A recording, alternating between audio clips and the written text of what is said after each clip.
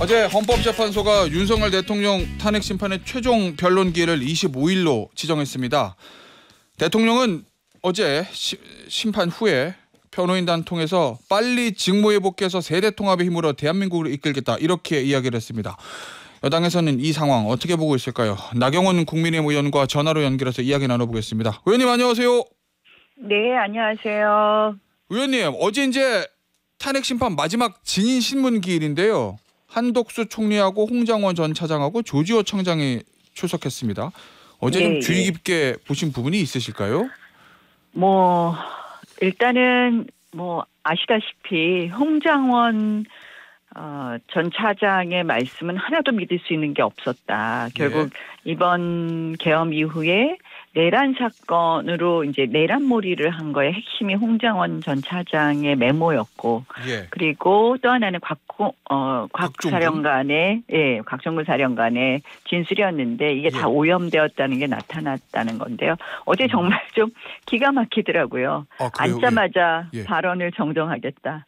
두 번째는 줄곧 폐기했다고 하지 않았습니까? 원래 메모는. 근데 또 그걸 들고 등장을 했습니다. 그래서 더 이상 홍장원 차장의 메모는 홍장원 차장의 이야기는 우리가 듣기 어렵다, 믿기 어렵다 이런 생각을 했고요. 저는 사실은 그런 부분도 굉장히 당연히 국민들께서 관심이 있는 어떻게 보면 다투어지는 부분이니까 관심 있으셨겠지만 저는 지난번 헌법재판을 한번 방청을 했었습니다. 그리고 어제도 이제 헌법재판이 진행되는 걸 보면서요. 헌법재판소가 너무 이 어떻게 보면 법 위에 서 있구나, 헌법 위에 서 있구나 이런 생각을 많이 했습니다. 무슨 말씀이냐면 이제 우리가 사실은 계속 지금 이제 여러 가지 문제 제기를 하는 것 중에 하나가 헌법재판소가 헌법재판소법 32조 단서에 반해서 이 수사 기록을 다 받아갖고 지금 들고선 재판을 하고 있지 않습니까? 어제도 보니까 두툼한 수사 기록을 다 들고선 하나하나 넘기면서 어느 장관은 뭐라고 했는데 어떻습니까? 이렇게 막 말씀을 하시던데, 질문을 하시던데. 검찰에서 조사 받았던 신문조서 말씀하시는 거죠? 신문조서들이죠. 근데 일단 이거는 헌법재판소법에 따르면 그 재판소추 수사 중인 사건의 기록은 송부할 수 없다가 헌법재판소법 32조 단서인데 일단 이걸 갖다 놓으셨어요. 근데 저희가 보면은 이게 이제 그 예전 2006년에 이용훈 대법원장 하시던 말씀이 생각이 나더라고요. 이게 뭐냐면 이 뭐라고 그때 말씀하셨냐면 주소로 갖다 버리라고요. 공판 중심주의 말씀하신 수사 기록은 다 던져버려라. 이게 그 당시 대법원장이 하신 말씀이었고, 그래서 재판이 정말 그 법정에서의 진술, 법정에서 새로 다 사실관계를 하나하나 밝혀가야 된다. 수사 기록은 미리 갖다가 보면 예단이 생길 수밖에 없다고 말씀하신 거였고, 그게 어떻게 보면 형사소송의 원칙이고요. 저는 이제 헌법재판소는 자꾸 헌법재판은 형사재판하고 달라 이렇게 얘기를 하시는데 헌법재판의 성질에 반하지 않기 때문에 우리가 증거능력에 관한 형사소송법의 형사소송법 개정 부분도 지키지 않아도 되고 이렇게 이야기를 하시는데 헌법재판이 대통령, 국민이 뽑은 대통령을 그 자리에서 내려오게 하는 헌법재판이 인신 구속과 관련돼서 엄격한 증거 능력을 적용하는 증거법칙을 적용하는 형사재판보다 가볍게 이렇게 재판하는 것이 맞느냐. 여기에 대해서 많은 국민들이 동의하지 않을 것 같습니다. 그래서 저는 어제 그 두툼한 재판 수사 기록을 놓고 재판하시는 걸 보면서 이거는 20년 전에 법정에서나 볼 모습인데 하는 생각을 했습니다. 의원님 혹시 어떤 헌법재판소가 의도를 가지고 결론을 정해놓고 빨리빨리 짜맞추려고 한다 이런 의심도 좀 가지고 계신 건가요? 저는 사실은 법정에서 이렇게 증인신문 시간을 제한한다든지 이런 부분에 대해서는 충분히 합리적인 저희의 예단 합리적인 생각이라고 생각을 합니다. 보시면 어느 재판을 45분 증인 신문 시간을 45분씩 제한하고 합니까? 그래서 저는 뭐 이 부분에 대해서는 여러 번 말씀드렸지만 지금 이제 헌법재판의 절차 진행을 보면 이 뭐 증거를 채택하는 것도 그렇고 뭐 기록을 송부 촉탁하는 것도 그렇고 왜 헌법재판이 심지어 헌법재판소법도 어기는 것이거든요. 그래서 헌법재판이 이렇게 헌법 위에 법 위에 있을까? 그거는 결국 헌법재판소의 위헌적인 행태는 아무도 심판할 곳이 없는 것이에요. 의원님, 대한민국의 무소불위의 권력입니다. 그러면은 그렇게 이제 헌재가 약간 편향되게 예단을 가지고 좀 몰아가는 재판을 하고 있다고 의심을 하시면 그러면은 결론은 어떻게 나올지도 그 결론을 받아들이고 안 받는 걸 변론을 하고 예상이 되시는 거죠 지금. 지금대로 흐름대로라고 하면. 제가 이제 헌법재판소 결론을 미리 말씀드릴 거는 아니지만 적어도 문영배 소장 대행은 상당한 예단을 갖고 있지 않겠습니까? 이미 대통령 계엄 이후에 바로 대통령 구속인가요? 대통령 탄핵인가 하는 SNS 팔로우를 하셨던 분이잖아요. 그렇기 때문에 문영배 소장 대행의 생각은 또 지난번 어떻게 보면은 방통위원장 탄핵을 인용하자고 했던 4명의 생각은 바뀌지 않을 것 같습니다. 그분들은 우리법 연구회 출신들이시고요. 우리가 사실 이 헌법재판소가 이렇게 편향적으로 구성된 것에 대해서는 상당한 유감을 말씀드릴 수밖에 없는데요. 만약에 그러면 지금 국민의힘에서도 계속 헌재가 문제가 있다, 편향돼 있다, 특히 문영배 소장 얘기를 많이 하잖아요. 그러면 국민의힘에서 원하지 않는 탄핵 인용의 결과가 나오면 헌재가 저렇게 정치적 재판을 해서 결과가 이렇게 나왔다 하고 혹시 불복이라든지 저항 이쪽으로 들어가는 겁니까? 이 헌법재판소의 결론 자체를 우리가 완전히 불복한다고 하기는 어렵겠죠. 그러나 저희 당의 불복 여부, 수용 저항 여부를 떠나서 국민적으로 지금 이미 많은 분들이 광장으로 나오시고 공론이 분열되어 있기 때문에 헌법재판소가 이런 절차를 거쳐서 결론을 만들어냈을 때에는 많은 국민들이 이 부분에 대해서 저항하고 싶으실 거다. 이런 생각은 듭니다. 왜냐하면 이제 저는 그래서 헌법재판소가 굉장히 절차를 잘 따지고 법을 잘 따져서 절차와 법에 맞게 그렇게 재판을 해야 된다고 생각을 했는데요. 보면 헌법재판소가 사실은 자의적 절차 운용, 소송지휘권의 남용 이로 말할 수가 없잖아요. 그래서 그렇기 때문에 상당히 국민들께서 저항하는 흐름이 계속되지 않을까. 그래서 사실 정치인으로서 걱정이 돼서 오히려 이런 부분을 더 많이 말씀을 드리는 겁니다. 그런데 이제 사실은 저는 인용이냐 기각의 문제가 아니라 저는 이 사건은 각하해야 될 것 같습니다. 각하요? 네, 왜냐하면 탄핵 소추안에 전 동일성이 없다고 봅니다. 동일성이요? 예.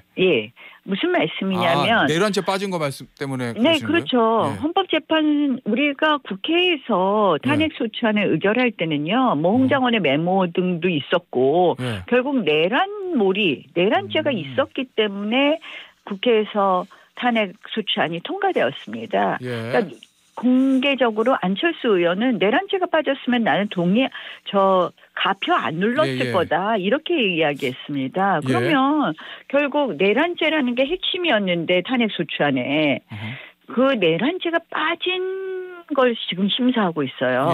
그 탄핵 소추안이 동일할까요? 그러면 새로 국회 의결이 있어야 되는 거 아니었을까요? 이미 안철수 의원 같은 분도 있는데요.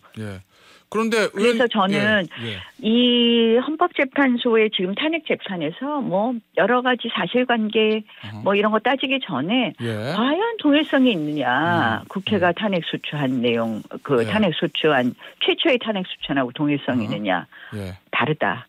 그렇기 때문에 저는 각하하는 것이 맞다 이렇게 봅니다.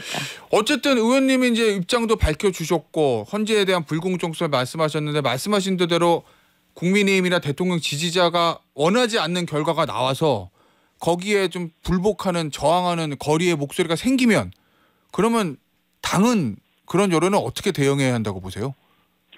최대한 국민들의 이를 통합하는데 저희는 노력을 해야 되겠죠. 근데 이제 그런 국민들의 흐름이 생길까봐 그래서 저희가 목소리를 내는 거라는 말씀을 거듭드립니다. 그래서 더 이런 국론이 분열된 상황에서는 헌법 질서와 법치주의를 지켜야 된다라는 말씀을 드립니다.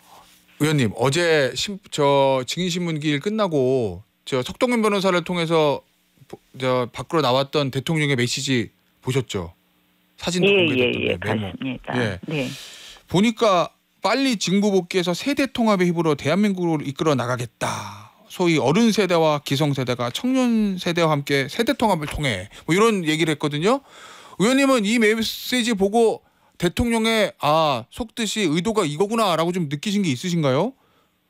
뭐 지금 현재 대통령 탄핵 반대 집회에 나오고 있는 2030의 마음을 좀 어루만져 주신 것 아닌가 이렇게 생각을 해봅니다. 예. 네. 그리고 또 뭐 지금 여러 가지 나라가 굉장히 힘든 부분이 있지 않습니까? 우리가 뭐 국제적인 트럼프 정부 시대를 맞아서 안보 통상 환경이 녹록하지 않은 부분도 있기 때문에 대통령이란 자리에서 그런 걱정을 담으셨고 한축으로는 현재 이제 탄핵 반대 집회에 쏟아져 나오는 2030에 대한 특히 요새 절망적인 부분이 많잖아요. 2030들에게는 뭐 취업이라든지 이런 부분 그런 이야기를 같이 곁들여서 하신 거 아닌가 이렇게 봅니다. 알겠습니다.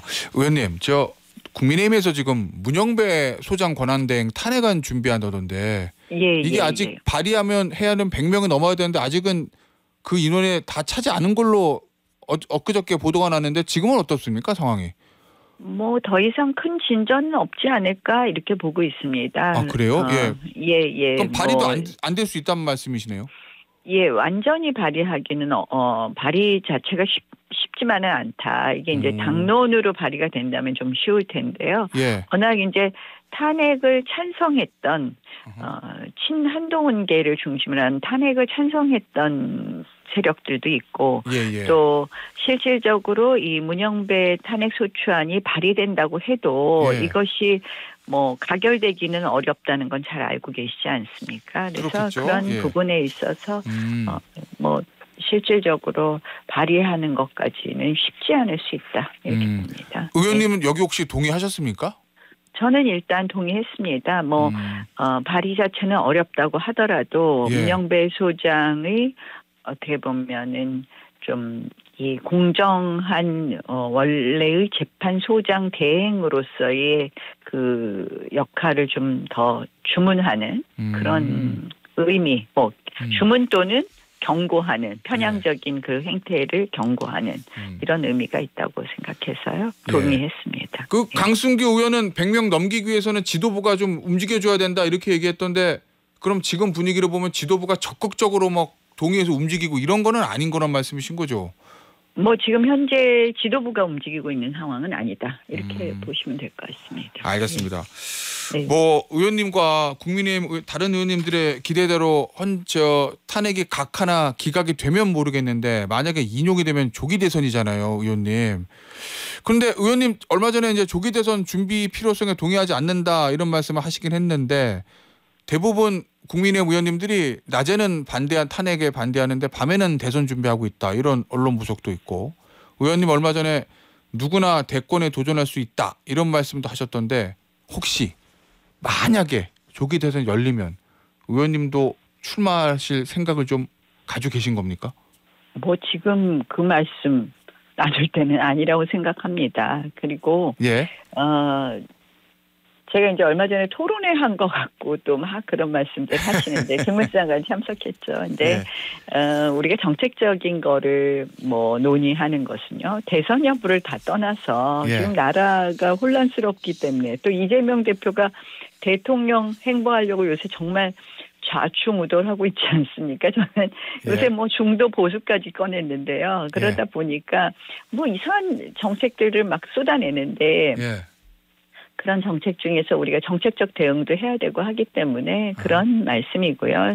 뭐 특별히 의원들이 뭐 지금 뭐 조기 대선을 위해서 뭐 어떤 준비를 해야 된다 이런 움직임이 크게 있지는 않다 이렇게 보시면 될 것 같습니다. 의원님도 네. 아직은 거기에 대한 생각이 있으신 건 아니다. 뭐 그렇게 일단 이해하도록 하겠습니다. 예, 뭐 지금 조기 대선 이야기할 때가 아니라 지금은 어쨌든 우리는 현재 재판에 좀 집중할 수밖에 없다. 절차의 문제라든지 또 우리 어떻게 보면은 민주당이 의회를 너무 정말 마음대로 본인들 혼자 가져가 버렸잖아요. 의회 독재라고 저는 이야기를 하는데요. 의회에서 폐악질한 거 뭐 이런 거 알겠습니다. 말씀드리는 게 맞다 이렇게 봅니다. 의원님 마지막 질문 될 것 같은데요. 저 한동훈 전 대표가 이제 책을 내면서 복귀가 임박했다 이런 보도가 있는데 의원님이 그 책 출간과 맞춰서 지금은 한동훈의 시간이 아니다. 자숙이 더 필요하다 이렇게 말씀하셨던데 그건 어떤 의미일까요? 저는 사실 이런 대한민국의 불행한 사태가 오는 데 있어서 한쪽으로는 민주당의 의회 폐악질 결국 뭐 줄탄핵 예산 일방적 통과 뭐 이런 부분도 있지만 또 한쪽으로의 책임은 저희 당에 또 있다.